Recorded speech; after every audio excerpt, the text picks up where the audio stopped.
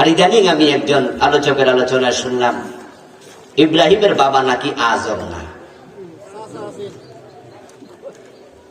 এবং আমার একটি আলোচনাকে ওই ভিডিওতে কে কাট করে দিয়েছে, ওই বক্তার সাথে মিলাই দিছে যে আমি বলেছি ইব্রাহিম আলাইহিস সালামের বাবা আজর মুশরিক, সে জাহান্নামী। কাট করে এনে ক্রস চিহ্ন দিচ্ছে, দিয়ে বলছে আমার আলোচনা ঠিক না, বরং ইব্রাহিম আলাইহিস সালামের বাবা মুমিন ছিলেন, ওনার মা মুমিনা ছিলেন, তারা জান্নাতি, এবং আজর ওনার বাবা না। আল্লাহ বলতেছে আজর তার বাবা, রাসূলুল্লাহ বলছে কিয়ামতের দিন সাক্ষাৎ হবে তার বাবা আজরের সাথে। কোরআন এবং হাদিসে আছে আজর ইব্রাহিমের বাবা। যদি আপনি বলেন বাবা না, কোরআন হাদিস অমান্য করার কারণে কুফরি হবে কিনা? কোরআনে আল্লাহ যা বলে, রাসূল হাদিসে যা বলে, আপনি উল্টা বললে ঈমান থাকবে? কি আশ্চর্য আলিম তৈরি হয়েছে, বক্তা তৈরি হয়েছে, এলেম কালামের ধারে কাছে নাই। হ্যাঁ, ইব্রাহিম আলাইহিস সালামের বাবার অন্য কোন নাম আছে কিনা এটা মুফাসসিররা বলেছেন। উনার বাবার নাম তারেক, কেউ বলছেন তার বাবার নাম তারেক। তো আল্লাহ বলছে আজর, মুফাসসির কোন একজন বলছে তারেক, অথবা অন্য কেউ বলেছে তারেক। এখন আপনার কাছে মুফাসসিরের কথার দাম বেশি না কোরআনের কথার দাম বেশি? আল্লাহ সরাসরি বলছে কালা ইব্রাহিম লিআবিহি আযর। আল্লাহ নবী বলছে ইয়ালকা ইব্রাহিম আবাহু আযর ইয়াউমাল কিয়ামা। তো আল্লাহ বলছে ইব্রাহিম নবীর বাবার নাম আযর। তো প্রিয় নবী তো বলতে পারতেন যে না, আযর না চাচা। তাহলে রাসূলুল্লাহ তো আর কিয়ামতের দিন আজর তার বাবা, তার সাথে দেখা হবে কথা রাসূল বলতেন না, বলতেন চাচার সাথে দেখা হবে। রাসূল কি চাচা বললেন না বাবা বললেন?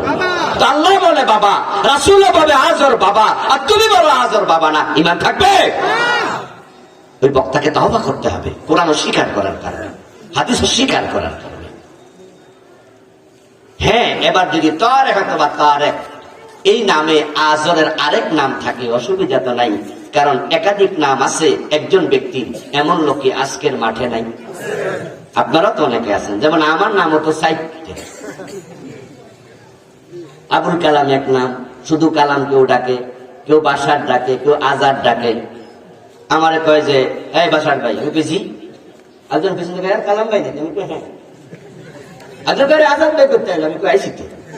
কারণ আমরা যদি কোন যে হুজুর 3 জায়গায় জব যে ঘটনা, একজন ব্যক্তির একাধিক নাম থাকে, এরকম ঘটনা আগেও ছিল, এখনো আছে, ভবিষ্যতেও থাকবে। নিকনেম তো অনেকেরই থাকে।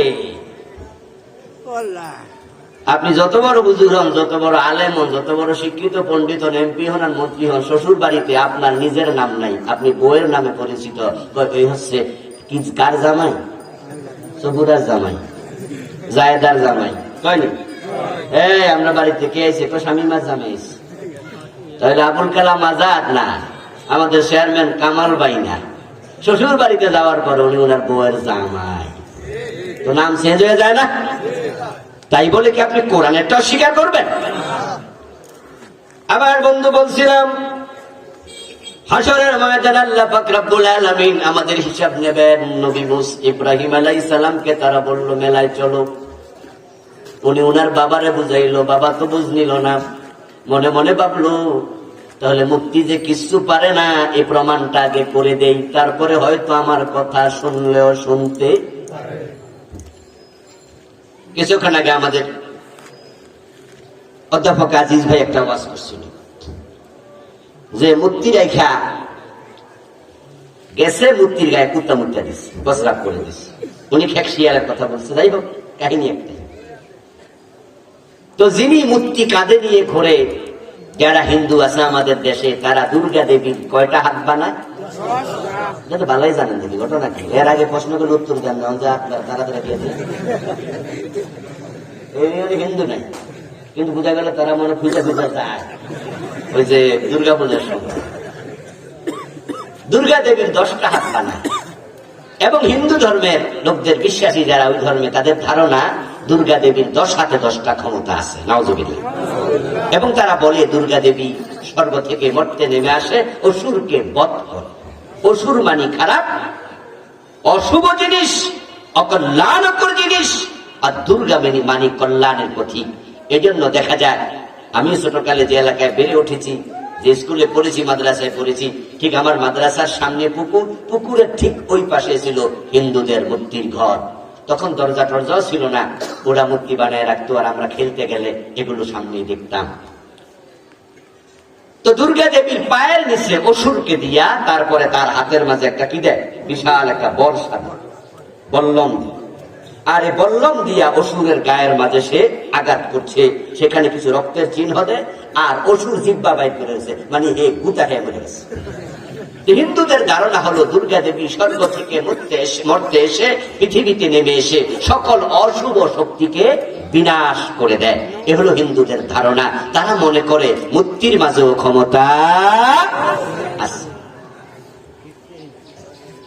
ইব্রাহিম আলাইহিস সালাম মনে মনে সিদ্ধান্ত নিলেন, না, আমি তোদের সাথে মেলায় যাব না। তারা কয় মেলায় চলো।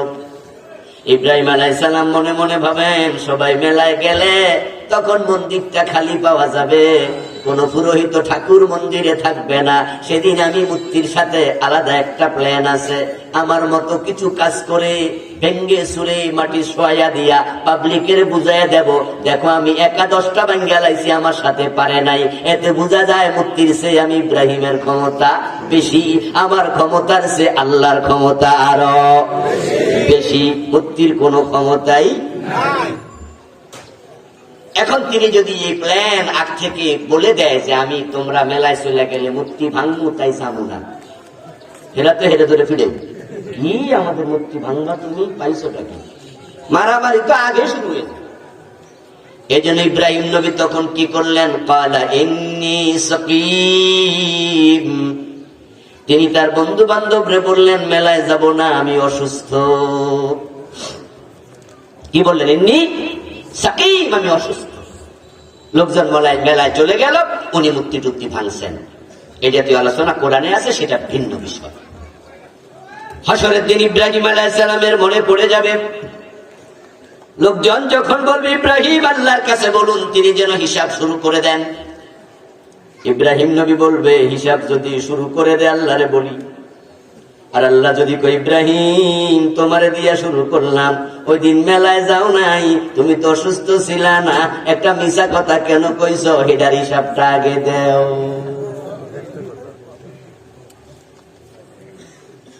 কি হিসাব দিয়ে উপায় নাই।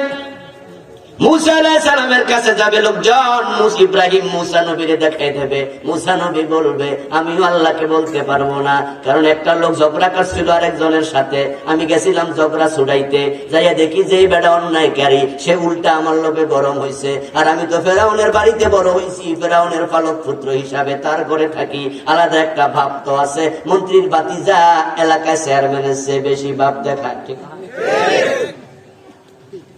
যদি মন্ত্রী স্বাস্থ্য ভাই শালার ঘরে শালা হয়, হে যত বাপ দেখা মানুষ কয় সূর্যের সে বালিকটা বাইরে যায়। উপজেলা চেয়ারম্যানই মানি না, আমি মন্ত্রীর ছেলে, আর কোথাকার কে মন্ত্রীর ভাতিজা, মন্ত্রীর শালা। ইব্রাহিম মুসা আলাইহিস সালাম তো ফেরাউনের বাড়িতে বড় হয়েছে, আলাদা একটা ভাব কিন্তু থাকতেই পারে, এটা থাকা কিন্তু অস্বাভাবিক না। যেমন এই যে আমার সাথে আজকে চেয়ারম্যান সাহেব সকাল থেকে, আমি আজকে সকালে চলে আসছি এবং আমাকে আসার পরে উনি রিসিভ করেছে, সারাদিন সময় দিয়েছে আমার সাথে। এজন্য কিন্তু আমার আজকে একটা ভাবটা একটু আলাদা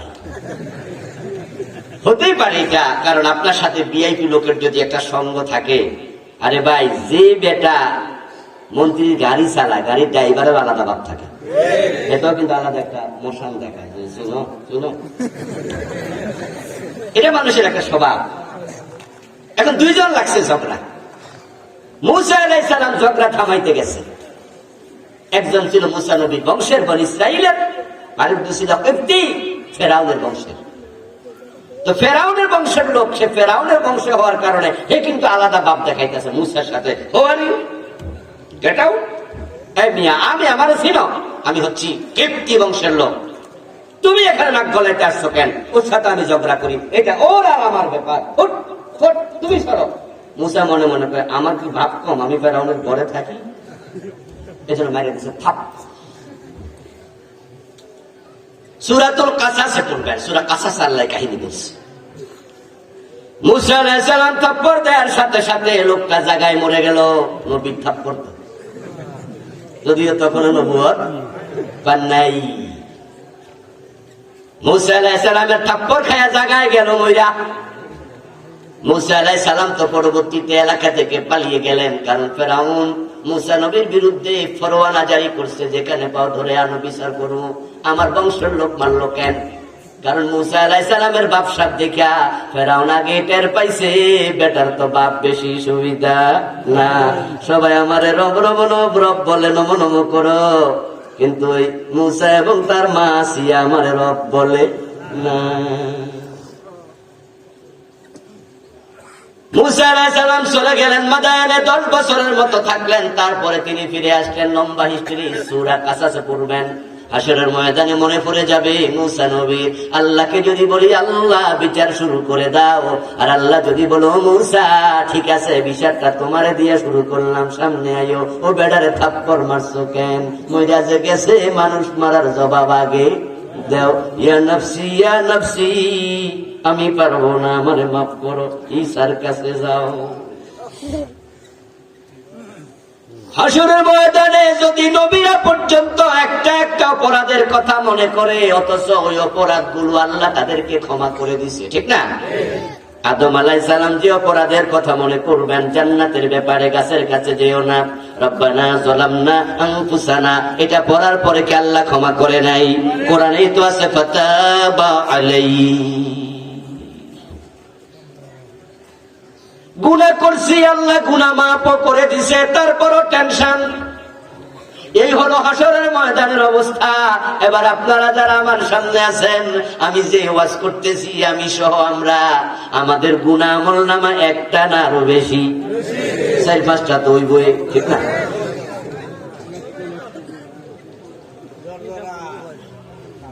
এবার আপনারাই বলুন তো, যদি আল্লাহ সেদিন আমাদের করায় গন্ডা হিসাব নেয়, জান্নাতে যাব আমরা কয়জন? উপায় নাই, উপায় নাই, উপায় নাই। এই জন্য রাসূলুল্লাহ সাল্লাল্লাহু আলাইহি ওয়াসাল্লাম বলেন, হাসরের ময়দানে আল্লাহ কিছু মানুষের হিসাব নেবে অতি গোপনে। সুবহানাল্লাহ পড়েন। যে সূরা পড়লাম আদিয়াত, আয়াত নাম্বার 9 এবং 10, 11। এবার শুনুন, আসুন মূল জায়গায় ঢুকে গেলাম। আলোচনার এতক্ষণ মুকাদ্দমা তৈরি করলাম, ভূমিকা তৈরি করলাম। আল্লাহ বলছেন ফালা ইয়ালামু ইযা বুসিরা মা ফিল কুবুর, সে কি জানে না, তারা কি জানে না, যখন কবর খুলে দেয়া হবে, তখন কবর খুলে দিলে তারা সব আমার সামনে আসবে, বিচারের জন্য দাঁড়াবে। ওয়া হুসিলা মা ফিস সুদূর, আমি আল্লাহ বিচার শুরু করার আগে তাদের কল্প থেকে আমি সেকনি দিয়ে আসল জিনিসগুলো বের করে নিয়ে যাব। আমি বিচার শুরু করার আগে কলবে কি আছে সেটাই যাচাই করব। আমি ব্যক্তির আমলের দিকে প্রথম তাকাবো না। সুবহানাল্লাহ পড়েন।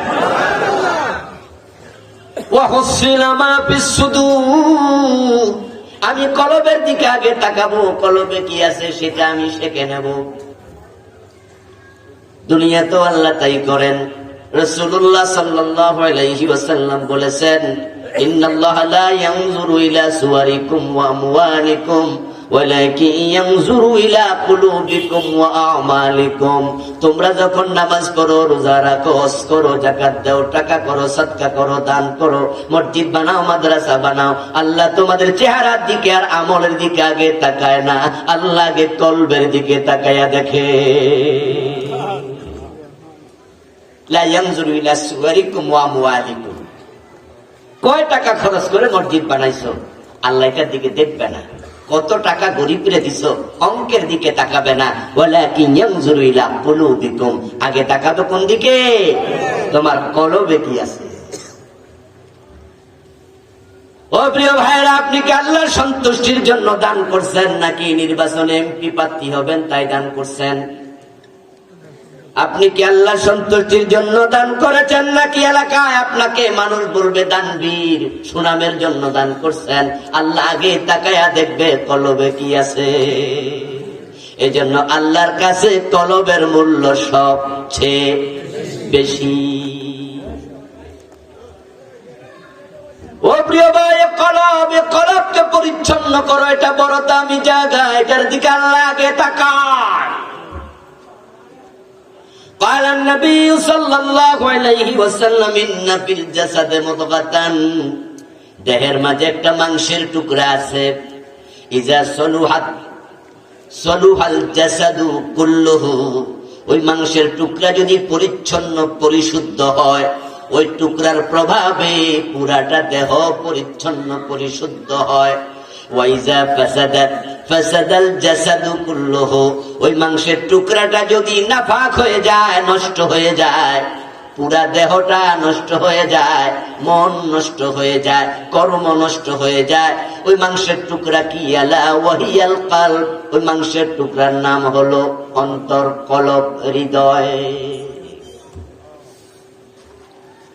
যে কলবে থাকে তাকওয়া, যে কলবে থাকে ঈমান। আপনার তাকওয়া আপনার দাড়িতে নয়, আপনার টুপিতে নয়, আপনার পায়জামা আপনার পাঞ্জাবিতে নয়, পাগড়িতে নয়, মেসওয়াকে নয়, এগুলো তাকওয়ার ছোট ছোট অংশ। মূল তাকওয়া থাকে কোথায়? রাসূলুল্লাহ সাল্লাল্লাহু আলাইহি ওয়াসাল্লাম কোন একদিন আলোচনা করতে গিয়ে তিনি 3 বার কলবের দিকে ইশারা দিলেন, ইঙ্গিত দিয়ে রাসূল বলেন, আত-তাকওয়া হাহুনা, আত-তাকওয়া হাহুনা, আত-তাকওয়া হাহুনা। ও দুনিয়ার মানুষ শোনো, তাকওয়া থাকে এখানে, এখানে, এখানে। ঈমান আছে কোথায়? কলবে। ইমাম আবু হানিফা রাহিমাহুল্লাহ বলছেন, আল ঈমান হুয়া তাসদীকু বিল জিনানি ফাকাত। ইমাম আবু হানিফার বক্তব্য হলো, শুধু অন্তরের বিশ্বাসের নামই হলো ঈমান। অন্তরে থাকে ঈমান, তাকওয়া থাকে অন্তরে। অন্তরটা পরিশুদ্ধ, তাহলে তুমি সফল। এজন্য হাসরের দিন হিসাব শুরু করার আগে ওয়াহুসিলা মা ফিস সুদূর, তোমার কলবে কি আছে আল্লাহ এটা শেকনি দিয়ে শেকে বের করে নেবে। চাকনি বোঝেন তো নাকি? মহিলারা যখন তারা ঘরে পিঠা বানায়, তেলের পিঠা, দোকানে যখন পেঁয়াজু বানায়, কড়াইয়ের মাঝে ডুবো তেল দিয়া পেঁয়াজু ছেড়ে দেয়, যখন এটা উতরাতে থাকে তখন ছাঁকনি মারে, ছাঁকনি দিয়া সেকে নিয়ে নেয়।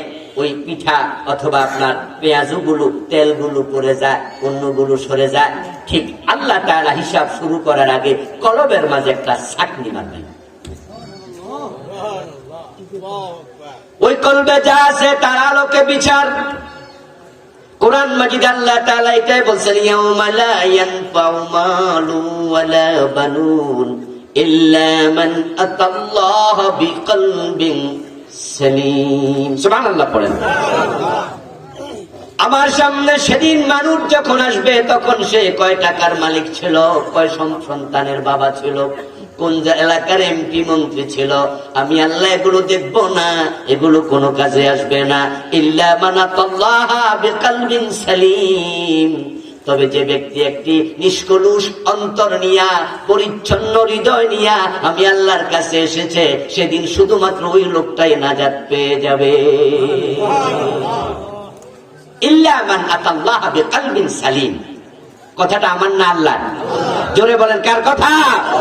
হাসরের ময়দানে বিচার কে করবে? আমরা হিসাব দেব কার কাছে? ওই আল্লাহ বলতেছে, তুমি নাজাত চাও সেদিন, তাহলে একটা পরিচ্ছন্ন হৃদয় নিয়ে আমার কাছে আসি, পরিচ্ছন্ন হৃদয় নিয়ে আসি।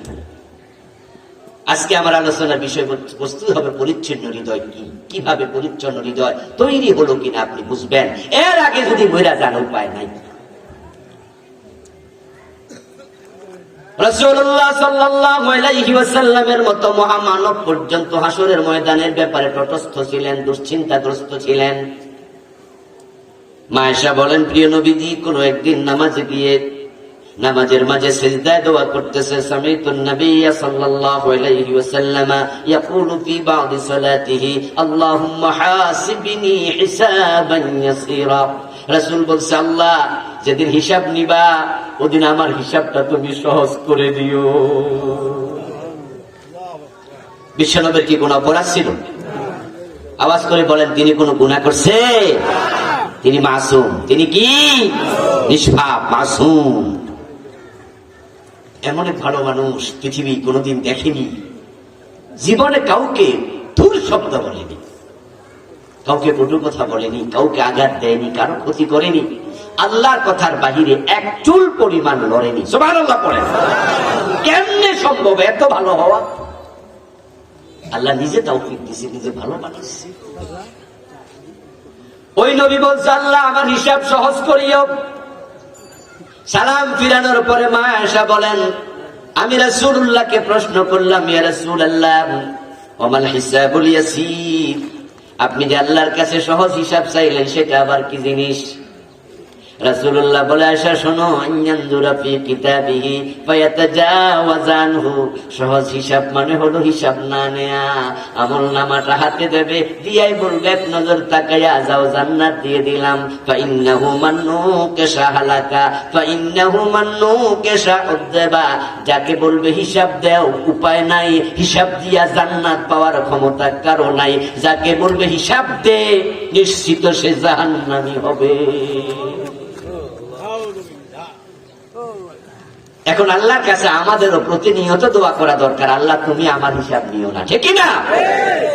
কবি নজরুলের একটা গান আছে, ছোটকালে গানটা যখন শুনতাম বিভিন্ন জায়গায় মাইকে টাইকে বাজে, তখন বুঝতাম না, আমি বলতাম মনে মনে আর কি, যেটা কি কর, রোজ হাসরে আল্লাহ তুমি করো না বিচার, আল্লাহ সালের ওটা গান, বিচার চাই না আমি বুঝতাম কয় কি রে, আল্লাহ রে আল্লাহ বিচার করো না, আমি বিচার চাই না, এটা কথা হলো তো আসলে দিনটা বিচার পাবে।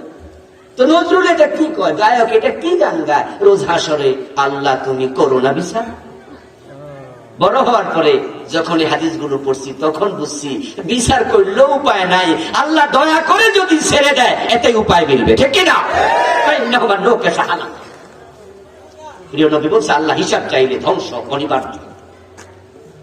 কারণ আমরা যে পরিমাণ গুনায় আছি, উপায় তো না, উপায় নাই। এখন আল্লাহর কাছে আপনি সহজ হিসাব যদি চান, তাহলে আল্লাহর বক্তব্য ইল্লা মানাতাল্লাহ বিকলবিন সালিম, একটা ভালো হৃদয় তুমি তৈরি করো।